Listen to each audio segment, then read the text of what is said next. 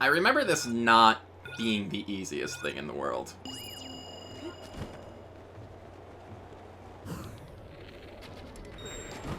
There's one.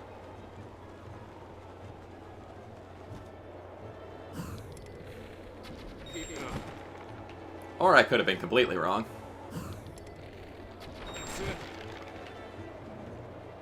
Now, where are the others? Oh, there's actually lots of them. One more.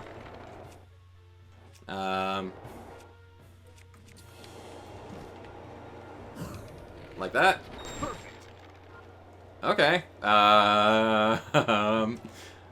Maybe I was wrong about it being not the easiest thing in the world. You're a skilled archer. If it was as if time stopped with every arrow you let fly. I've got to tell you, Link. When you first showed up, I thought someone was pulling a prank on me. But for seeing you handle that bow, I can tell you're the real deal. You must have seen a battle or two. I've seen a few. Don't be modest. I can tell just by looking at you. Link, I feel I've heard that name somewhere before. Well, if you really want to help bring down Mado, it's now or never. I'll get you into position so you can give its cannons all you've got. Inside of that treasure chest is a bow I've modified. Take it and let me know when you're ready. I mean, that does mean we need to drop one of our bows that we have. Oh, no, wait. One broke. So, okay. The Falcon Bow. A highly refined Rito bow made by Master Rito craftsmen. Rito warriors favor it for its superiority of fire, which helps them excel even further in aerial combat. Cool. So let's get that equipped. And we do have some extra arrows here. And, whatever this is. A Swallow Bow. A bow, a favorite among Rito warriors. Bowstring can be specially engineered for aerial combat. It allows to be drawn faster than a normal bow. Well, we can leave that one here, I guess. Alright, so, yeah. It's time to face Divine Beast Vomito. Normal arrows won't put a dent in those cannons. You're going to have to hit them with bomb arrows. These are a precious commodity, so don't expect me to do this again, but take these bomb arrows. Well, this seems like a familiar scenario. It's funny, each of the Divine Beasts require some kind of special arrows to take it down, except Va Rudania. We needed shock arrows for, Varuda. We needed bomb arrows for Naborist and Mado. And for Rudania, we need to shoot it with Yunobo instead. Well, I guess it fits in with the theme, but it's a little different firing a Goron out of a cannon in comparison to firing arrows from a bow. But whatever. Wow. Prepare a warm meal, I'll bring some more clothes. Yeah, I'm good. Alright, but let me ask you something. Why are you doing this? Why are you risking your life to bring down Mado? I can't just watch. You can't just sit back and watch innocent people be terrorized? Then imagine how I feel as a proud Rito warrior. That's fair enough. Right, get on. Again, we ride our companion into battle. Maybe that's why I don't really remember this guy. We don't spend nearly as much time with him. We just come find him, and then we go into battle against the Divine Beast. Whereas the other sort of companion characters, we had more time to, like, get to know them and get used to them. I don't know. Alright, it's showtime.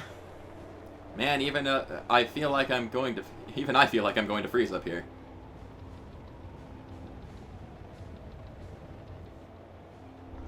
There's Divine Beast Von Mado. Activating its force field? It has its barrier up again. What a pain. What's wrong, Link? Too scared to talk? I just don't talk in general, honestly. Let's go over the plan. You see those cannons? I'll draw their fire. While I'm doing that, use your bomb arrows to destroy the cannons. Got it so far? If you need to withdraw for a bit, just spread your cloth and float straight up into the updraft for a while. I'll take that as a sign we need to regroup. Don't bother aiming for anything covered by Mado's barrier. It's impenetrable. Whatever you do, don't get close enough to touch it. Finally, I'll know we've said it a few times already, but don't forget your cold protection. I think we're okay. You can move whenever you're ready. Let's go! Alright, now go blow up those cannons! Out of the way!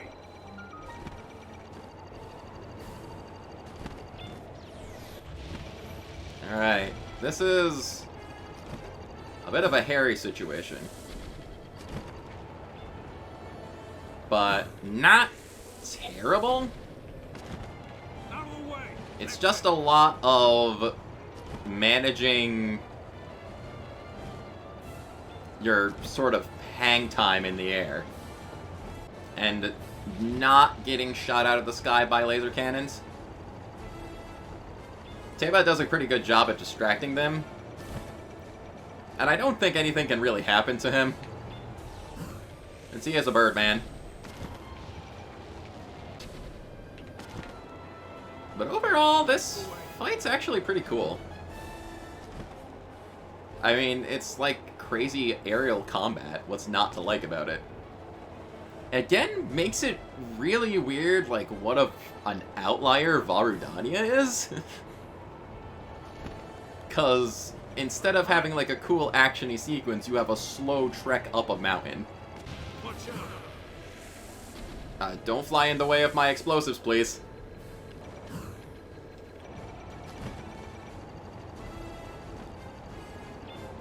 That kind of messed with my timing there, but okay. One more. And thankfully we also don't have to worry about stamina at this point. Though I really kind of wonder, like, why they didn't make Varudania arrow-based, or why they didn't, like, use the other arrow types in these sequences. Like, there's 4 arrow types and 4 divine beasts. We did it. You would think that they'd sort of manage things a little better and kind of plan things out in accordance with that, but whatever.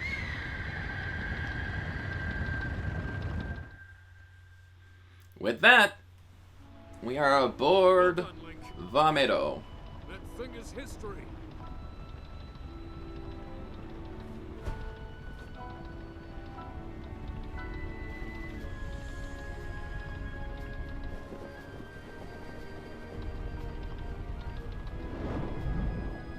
Or at least, we'll be aboard in a second.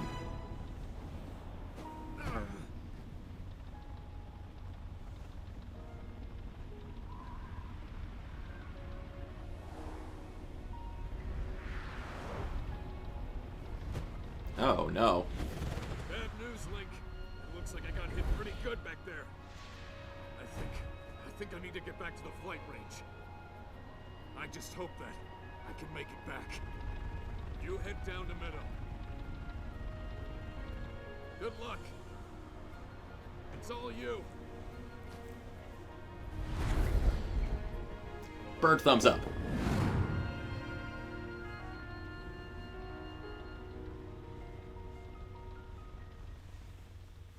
And yeah, it's time to take on the next divine beast, Vamedo. Or Vamedo, I guess. Which does bring up, like, an interesting bit of trivia about these divine beasts. All of the divine beasts are named after a sage. Which was brought up, obviously enough, with Naboris and Naboru, the spirit sage from Ocarina of Time. But also, Ruda is named after Rudo from Ocarina of Time, the Sage of Water. And Rudania is named after Darunia, the Sage of Fire from Ocarina of Time. And Meadow is also named after a sage, or at least it's thought to be. What makes it interesting, though, is that Meadow is named after Medley, the Sage of Earth from Wind Waker. And it's interesting that they kind of broke the pattern of using the Ocarina of Time sages and went with one of the Wind Waker ones instead. But I guess, what other sage would you name a bird after? We've got our travel gate registered. Well now, I've seen that face before. Hey, Rivali. I had a feeling you would show up eventually, but making me wait 100 years is a bit indulgent. Oh, is it? You're here to wrest control of Meadow away from Ganon, correct? Mm-hmm. If so, then the first thing you'll want to do is find yourself a map. Yeah. We've done this before, buddy.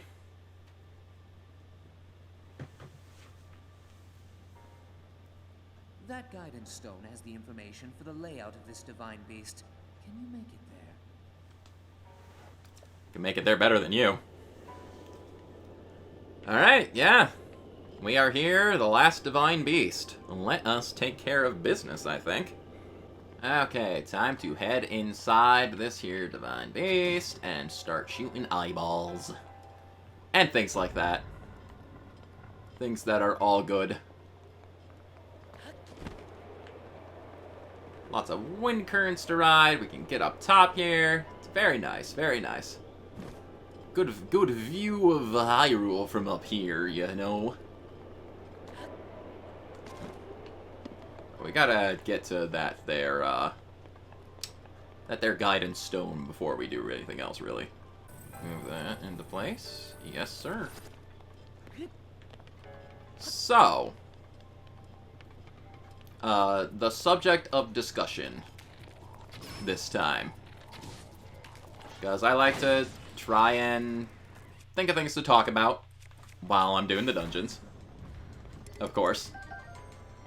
Last time, talked about why I like Breath of the Wild. This time, I'd like to talk about what I'm hopeful for in Tears of the Kingdom.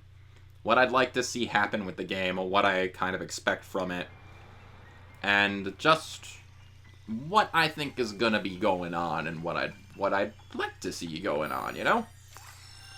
Also, I did notice that we are, in fact, starting to freeze, which is not a good thing. Because apparently it's very cold. And I should have thought that through a little more of what I was when I was going into this. I should have gotten that Snoqual armor. I really should have. Huh. You'll need to look closely at your map of the divine beast. Okay. The terminals that will activate Meadow are marked by those glowing points. Mm-hmm. You'll need to activate all of the terminals to take back control. Alright. Think you're up to it? I think so. Yeah, okay. That's annoying. Well, I guess we'll go back to just trying to keep our Flame Blade on for right now. We'll use our bow to fend off enemies, things like that. Now,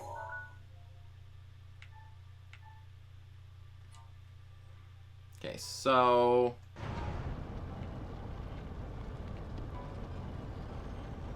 Amado's sorta deal is more tilting shenanigans, I guess. It's honestly pretty similar to Rudania.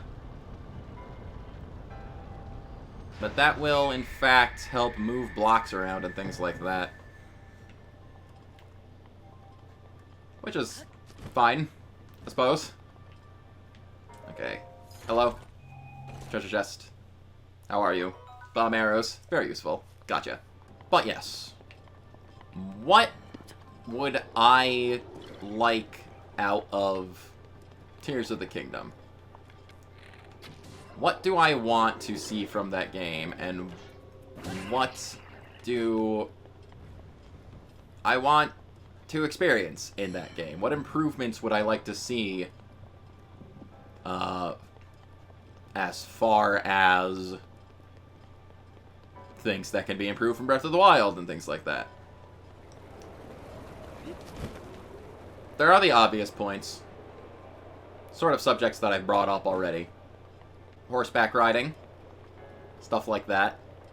Where just like little things that they included probably just for the sake of including them, and they didn't actually like put into necessarily think about how useful those would be. I mean, they obviously probably thought about it, but I wish... It's just things like that that I want there to be more of a purpose to, you know? And I think that's fair. I think a lot of people would probably agree with me that the horseback riding's not terribly useful or, like, necessary or anything like that.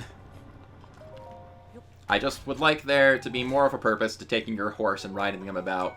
Or at least there being, like, some other kind of way to quickly traverse ground when you're walking from place to place.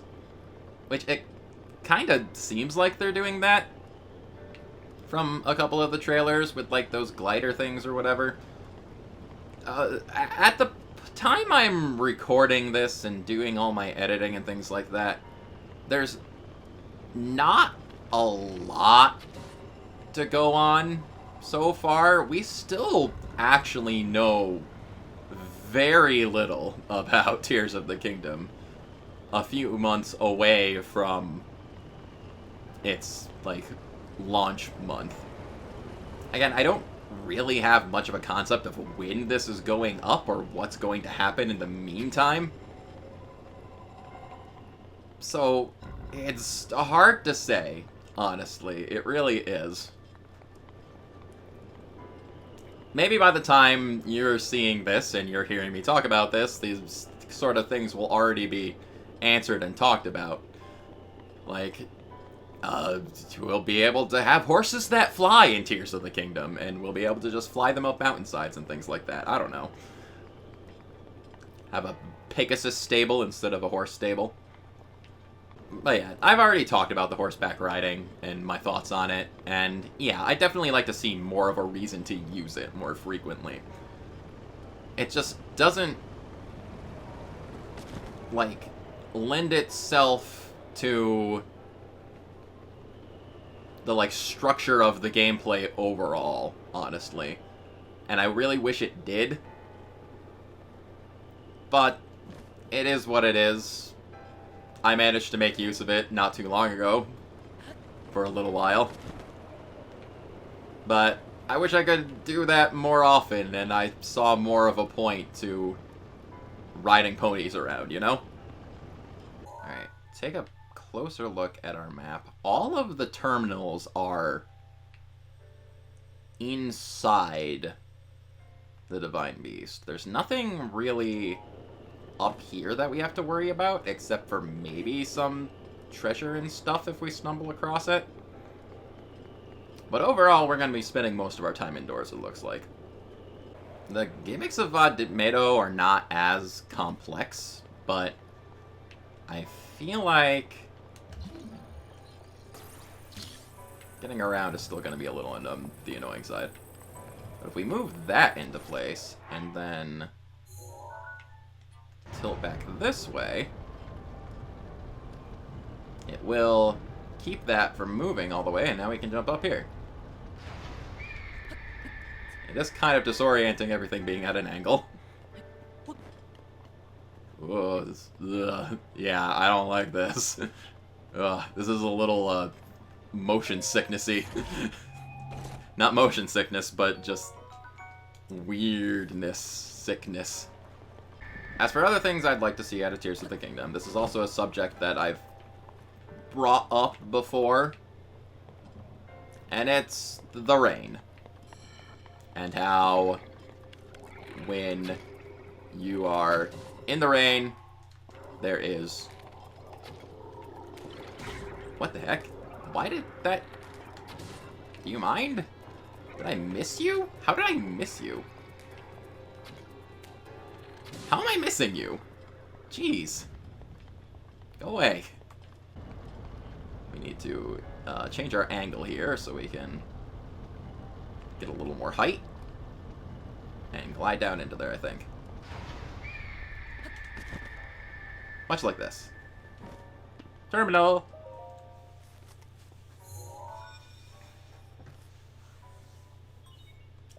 There are 4 terminals remaining. Still a ways to go. Yeah.